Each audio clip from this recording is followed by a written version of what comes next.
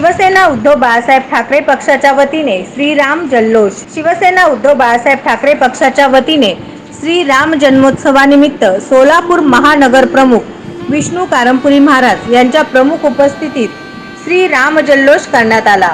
प्रारंभी श्रीरामांची अर्चना, महापूजा व महाआरती करून श्रीराम मंदिराभोवती जय श्रीरामांच्या गर्जनेने मंदिर प्रदक्षिणा करण्यात आली।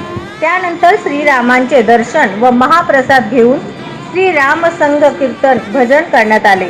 त्यानंतर माध्यमांशी बोलताना विष्णू कारंपुरी महाराज म्हणाले की ज्या श्रीरामाच्या नाम जपाने पृथ्वी तलावरील सर्व जीव जातींचा उद्धार होतो आणि एक वचनी, एक पत्नी व एक बाणी श्रीरामाला साकडे घालून याचना केली की ज्या रामनामाने जगाचा उद्धार झाला त्या रामनामाचा राजकारणासाठी उपयोग करणाऱ्यांचा पराभव कर, अशी मागणी श्रीरामांकडे केली।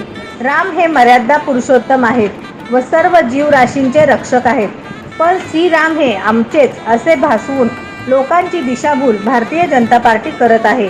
त्यांना सद्बुद्धी दे हीच रामचरणी विनंती, अशी मागणी केली।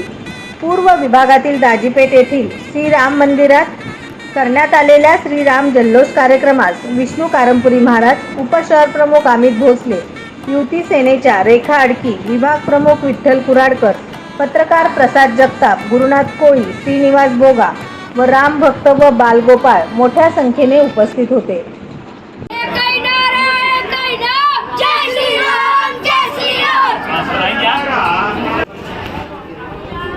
सियावर रामचंद्र की जय, पवन सुत हनुमान की जय, बोलो रे भाई बजरंग बली की जय, जय श्री राम।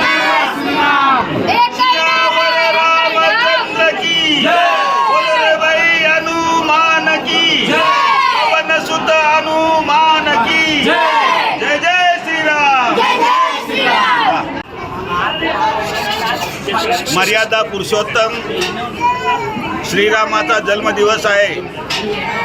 या जन्मदिवशी शिवसेना उद्धव बाळासाहेब ठाकरे पक्षाच्या वतीने आम्ही या ठिकाणी त्यांना प्रणाम करण्यात आलो आहोत की येणाऱ्या काळामध्ये या हुकुमशाही राज्य जाऊन रामराज्य यावं असं विनंती केलेली आहे। प्रामुख्याने या हुकुमशाही राजाने राम मंदिर बनवून अनेक लोकांनी त्याग आणि दया, एक वचनी, एक पत्नी अशा श्रीरामाला निवडणुकीचा मुद्दा बनवून राज्य काबीज करण्याचा प्रयत्न करत आहेत। कर्नाटकामध्ये अशा प्रकार जय बजरंगबली म्हणले आणि बजरंगबलीने गदा घेऊन त्याला आखलून दिलं।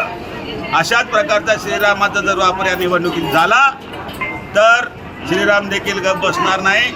हे धार्मिक आपली एक भावना आहे श्रीरामबद्दल।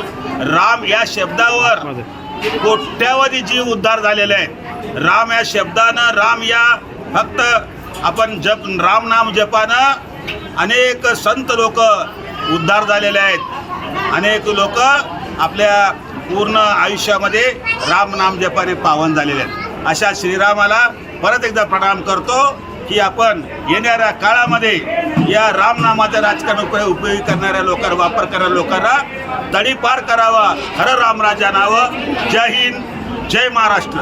नवनवीन बातम्या पाहण्यासाठी SB न्यूज चॅनलला लाईक करा, शेअर करा, सबस्क्राईब करा।